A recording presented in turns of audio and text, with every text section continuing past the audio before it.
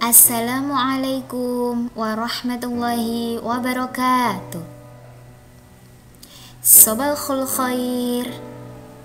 Selamat pagi anak-anak kelas 2. Semoga kalian semua selalu dalam keadaan sehat dan tetap semangat belajar.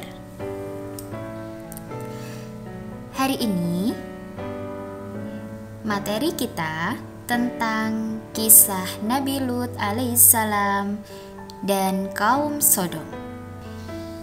Mari kita awali pembelajaran ini dengan membaca basmalah. Bismillahirrahmanirrahim.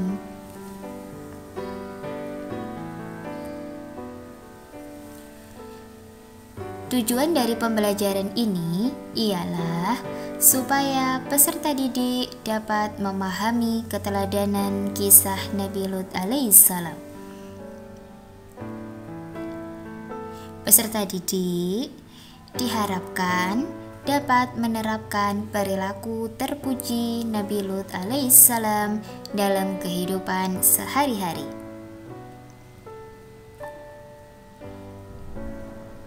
Peserta didik diharapkan dapat menceritakan kembali kisah Nabi Lut alaihissalam. Seperti apakah kisah Nabi Lut alaihissalam yang berdakwah kepada kaum Sodom? Mari kita saksikan kisah Nabi Lut alaihissalam. Selamat menyaksikan. Kisah Nabi Lut alaihi salam dan kaum Sodom. Kisah ini disebutkan beberapa kali dalam Al-Quran, salah satunya dalam surat Hud ayat 77 hingga 83. Diceritakan bahwa Nabi Lut alaihi salam diperintahkan oleh Allah Subhanahu wa Ta'ala untuk berdakwah kepada kaum Sodom yang telah melakukan penyimpangan besar. Mereka memilih pasangan dari sesama jenisnya, bahkan dengan berani menantang Nabi Lut untuk menurunkan azab Allah Subhanahu wa Ta'ala. Nabi Lut alaihi salam tinggal di sebuah kota bernama Sodom yang terletak di negeri Al-Gaur, dekat dengan bukit Baitul Maqdis. Penduduk kota ini atau kaum Sodom banyak yang menyimpang dari ajaran Allah. Buktinya masih terjadi perampokan atau penyamunan. Selama tinggal di kota Sodom, Nabi Lut berdakwah kepada kaumnya dengan santun. Namun sikap kaumnya justru berkebalikan. Mereka mendustakan ajaran Nabi Lut dan tidak menghiraukan perkataannya. Wahai kaumku, mengapa kalian tidak bertakwa? Sesungguhnya aku adalah seorang rasul kepercayaan yang diutus kepadamu. Bertakwalah kepada Allah dan taatlah kepadaku. Shh, bicara apa sih dia? Entahlah, wahai saudaraku. Aku bosan sekali mendengar Lut mengoceh tentang keimanannya itu. Mereka terus saja mengobrol seolah-olah tidak mendengar perkataan Nabi Lut. Wahai kaumku, aku sekali-kali tidak minta upah kepadamu atas ajakan mulia ini. Jadi, engkau kemari minta upah kepada kami? Ini, ambillah. Kebetulan aku punya banyak uang dari hasil rampasan para musafir. Astaghfirullahaladzim. Sesungguhnya, mengambil hak orang lain adalah perbuatan yang zalim. Wahai kaumku, segera bertaubatlah kalian. Kemudian, Nabi Lut meninggalkan tempat itu dengan perasaan hancur. Tidak sekali dua kali mereka bersikap buruk kepada Nabi Lut. Namun Nabi Lut tidak putus asa. Beliau terus berdoa kepada Allah agar Allah membukakan pintu hati kaumnya yang telah menyimpang. Allah Subhanahu wa Ta'ala telah menciptakan manusia secara berpasang-pasangan. Laki-laki berpasangan dengan perempuan, begitu juga sebaliknya. Namun kondisi berbeda terjadi pada kaum Sodom. Para laki-laki dengan bangga memilih pasangan mereka dari jenisnya dan meninggalkan istri-istri mereka. Wahai kaumku, mengapa kamu mendatangi sesama lelaki di antara manusia, dan kamu tinggalkan istri-istri yang dijadikan oleh Allah untukmu? Bahkan kamu adalah orang-orang yang melampaui batas. Wahai Lut, mengapa engkau selalu ikut campur dalam urusan kami? urus saja urusanmu sendiri. Jangan menghalang-halangi kami. Kali ini Nabi Lut sangat geram melihat kelakuan kaumnya. Namun beliau mencoba menahan amarahnya. Sesungguhnya, kamu benar-benar telah melakukan perbuatan yang amat keji yang belum pernah dikerjakan oleh seorang pun dari umat-umat sebelum kamu. Hai Lut, sesungguhnya jika kamu tidak berhenti, benar-benar kamu termasuk orang-orang yang diusir. Sesungguhnya, aku sangat benci kepada perbuatanmu. Atas izin Allah, aku tidak akan semudah itu menyerah. Lakukan sekehendakmu seperti kami lakukan sekehendak kami. Kerusakan moral dan akhlak pada kaum Sodom ini sangat sulit diperbaiki karena mereka tidak menyertakan Allah dalam kehidupannya. Maka dengan mudah hawa nafsu mereka dikuasai oleh syaitan. Ya Allah, mengapa kaumku dengan mudah melakukan itu? Di mana akal sehat mereka? Kesedihan Nabi Lut semakin bertambah manakala menyaksikan bahwa istrinya telah melupakan Allah Subhanahu wa Ta'ala. Seperti yang disebutkan dalam Al-Quran, Surat At-Tahrim ayat 10. Allah membuat istri Nabi Nuh dan Nabi Lut perumpamaan bagi orang-orang kafir. Keduanya berada di bawah pengawasan dua orang hamba yang soleh di antara hamba-hamba kami. Lalu kedua istri itu berkhianat kepada suaminya. Hanya sedikit dari kaum Nabi Lut yang mau mengikuti ajarannya. Di sisi lain, penyimpangan seksual semakin terang-terangan dilakukan. Wahai kaumku yang malang, sebelum azab Allah tiba kepada kalian, segeralah kalian bertaubat. Sesungguhnya Allah Subhanahu wa Ta'ala itu Maha Pengampun lagi Maha Omong kosong semua itu, wahai Lut. Datangkanlah kepada kami azab Allah jika kamu termasuk orang-orang yang benar. Nabi Lut tidak habis pikir dengan permintaan kaumnya. Kemudian dalam keputusasaannya, beliau memohon kepada Allah. Ya Tuhanku, tolonglah aku dengan menimpakan azab atas kaum yang berbuat kerusakan itu. Beberapa hari kemudian, datanglah 3 malaikat ke rumah Nabi Lut. Mereka menyamar sebagai manusia yang rupawan. Tidak ada yang mengetahui tamu Nabi Lut, kecuali istrinya yang durhaka. Semoga kaumku tidak menyadari kedatangan mereka. Ya Allah, selamatkan tamu-tamuku ini. Namun istri Nabi Lut malah memberitahukan keberadaan tamu-tamu suaminya kepada kaum Sodom.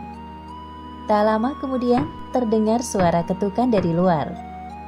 Ya Allah, pasti itu mereka. Pada saat itu juga, para malaikat utusan Allah mengungkapkan jati diri dan tujuan mereka datang ke kota Sodom. Hai Lut, sesungguhnya kami adalah utusan-utusan Tuhan. Sekali-kali mereka tidak akan dapat mengganggu kamu. Sebab itu, pergilah dengan membawa keluarga dan pengikut-pengikut kamu yang tertinggal kecuali istrimu. Hah? Jadi kalian... Ketukan pintu rumah Nabi Lut semakin keras. Kemudian Nabi Lut bergegas mendatangi arah suara. Buka pintunya wahai Lut, kami tahu engkau ada di dalam. Ada apa ini? Mengapa kalian bersikap seperti ini? Wahai Lut, kami dengar dari istrimu bahwa hari ini engkau kedatangan tamu-tamu yang rupawan. Sesungguhnya mereka adalah tamuku, maka janganlah kamu mempermalukanku. Jadi, engkau memang sengaja menyembunyikan mereka? Hah? Wahai kaumku, bertakwalah kepada Allah dan janganlah kamu membuat aku terhina. Banyak bicara, minggir kau. Atas perbuatan kaum Sodom ini, para malaikat itu membuat buta mata mereka. Hah?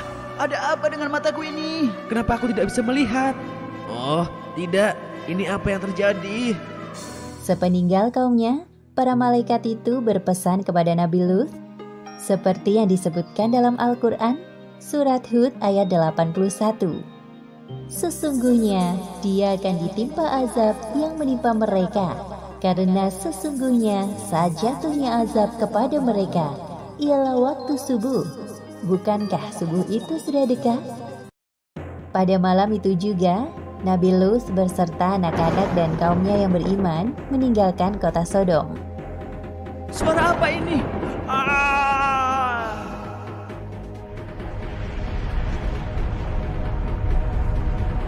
Akhirnya azab yang mereka tunggu-tunggu datang.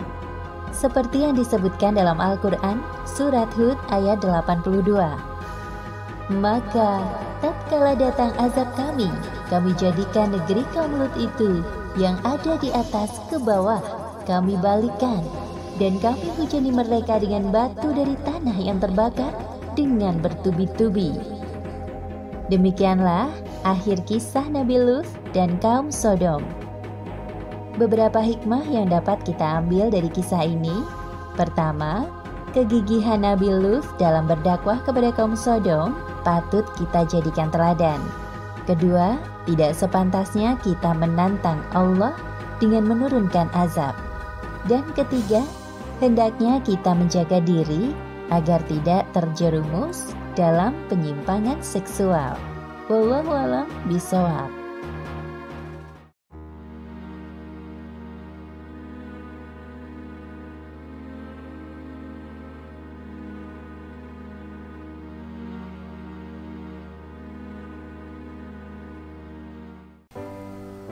Setelah menyaksikan kisah Nabi Lut alaihissalam, anak-anak pasti tahu kan kalau kaum Sodom mendapatkan azab dari Allah.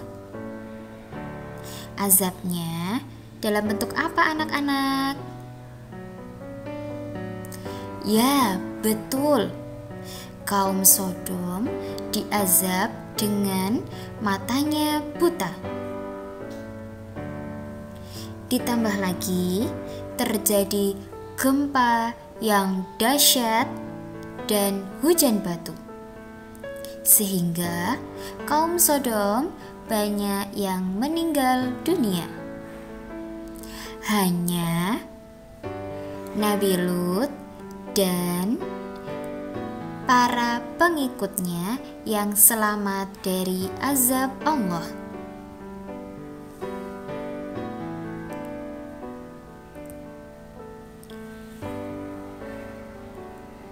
Dari kejadian yang menimpa kaum Sodom, kita dapat mengambil hikmahnya. Apakah hikmah yang terkandung dalam kisah Nabi Lut itu?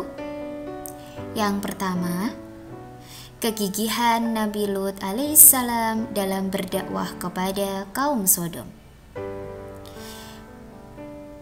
menunjukkan bahwa kita juga harus menasehati orang lain untuk berbuat kebaikan. Yang kedua, Nabi Lut alaihissalam seorang nabi yang disiplin waktu dan banyak berdoa untuk kaumnya. Kita sebagai hamba Allah juga harus menggunakan waktu sebaik mungkin.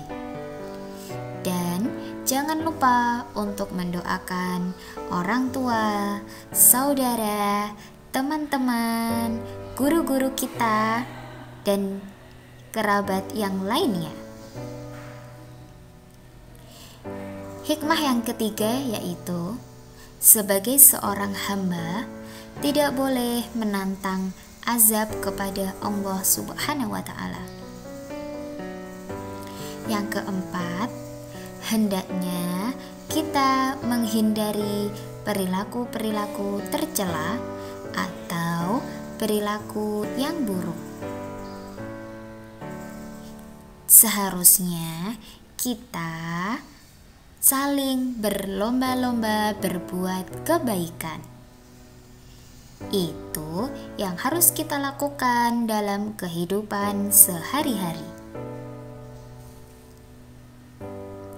Untuk mengetahui pemahaman anak-anak tentang kisah Nabi Lut alaihissalam, Bu Guru memberikan latihan soal.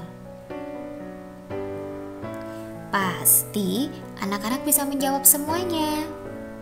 Semangat mengerjakan ya. Terima kasih anak-anak sudah menyimak pembelajaran kisah Nabi Lut alaihissalam. Semoga dalam kehidupan sehari-hari kita dapat mencontoh perilaku Nabi Lut alaihissalam dengan disiplin waktu, banyak beribadah, dan selalu gigih untuk menyampaikan kebenaran. Akhirul kalam. Wassalamualaikum warahmatullahi wabarakatuh.